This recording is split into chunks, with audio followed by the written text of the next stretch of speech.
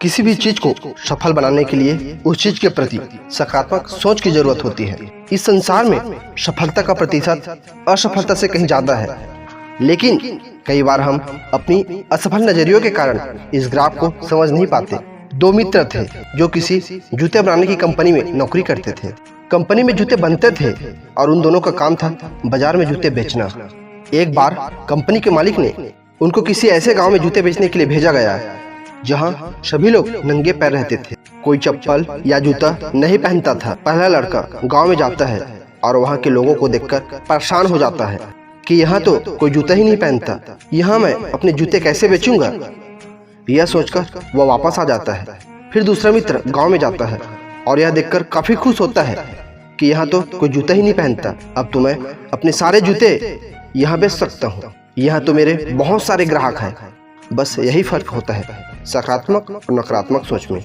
दुनिया में कुछ भी असंभव नहीं है, बस सोच हमेशा सकारात्मक होनी चाहिए। कई बार हम अपने सोच के कारण सफलता के ग्राफ को भी असफलता में बदल देते हैं। सफल सोच की शक्ति इतनी प्रभावशाली है कि अगर आप बुरे से बुरे वक्त में भी इसे अपने साथ रखते हैं तो आप सफलता प्राप्त कर लेंगे। इंसान का अपनी सोच पर पूरी तरह से नियंत्रण होता है। किसी परिस्थिति में क्या सोचना है ये आप पर निर्भर करता है और उस सोच के कारण ही आपकी भावनाओं पर सकारात्मक या नकारात्मक प्रभाव पैदा होता है। आपके यही विचार और भावनाएं इस बात को तय करती है कि आपका अगला कदम क्या होगा और उसके अनुरूप ही आपको परिणाम मिलते हैं। इन सब की शुरुआत आपकी सोच से होती है। जब हम अपने सोच को बढ़ा देते हैं तो एक सफल दायरे में और ज्यादा प्रभावी तरीके से हम सोचने लगते हैं और हम निश्चित सफलता की ओर बढ़ने लगते हैं। भगवान बुद्ध ने कहा था, आज आप जो हैं वो अपने कल के विचारों और निर्णयों के कारण हैं और कल जो होंगे वो आज के विचारों और निर्णय के अनुरूप होंगे। दोस्तों, विचार ही सोच है और विचारों से ही इंसान निर्णय लेता है। इसीलिए यह बात तो सिद्ध है कि हम सफलता या असफलता अपने सोच के कारण ही बनते हैं, अपने सोच के कारण ही पाते हैं। इंसान के सोचने के तरीके के हिसाब से हम लोगों को दो वर्गों में बांट सकते हैं। पहले वर्ग में वो लोग आते हैं जो भीड़ में शामिल रहते हैं।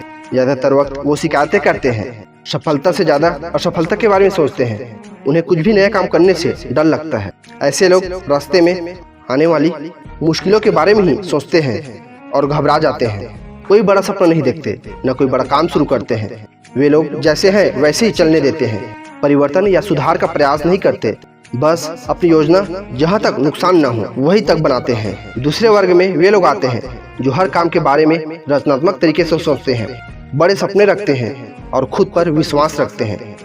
ऐसे लोग शिकायतों और असफलता के विचारों से दूर रहते हैं और सिर्फ सफलता के बारे में सोचते हैं। अपने लक्ष्य के रास्ते में आने वाली बाधाओं और मुश्किलों के बारे में नहीं सोचते और उनको पार करते हुए आगे बढ़ जाते हैं। अपनी सोच को छोटी छोटी बातें से ऊपर रखते हैं।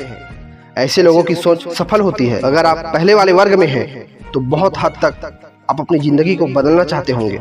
हम जैसे सोचते हैं वैसे बन जाते हैं और हमारी सोच हमारे माहौल के हिसाब से काम करता है। जब तक कि हम स्वयं से उस पर नियंत्रण न करें, हमारी सोच और हमारा व्यक्तित्व निर्धारण में हमारे माहौल का बहुत बड़ा योगदान होता है। और हम में से ज्यादातर लोग साधारण से माहौल में पैदा होते हैं और बड़े होते हैं, इसलिए भीड़ का हिस्सा बन जाते हैं।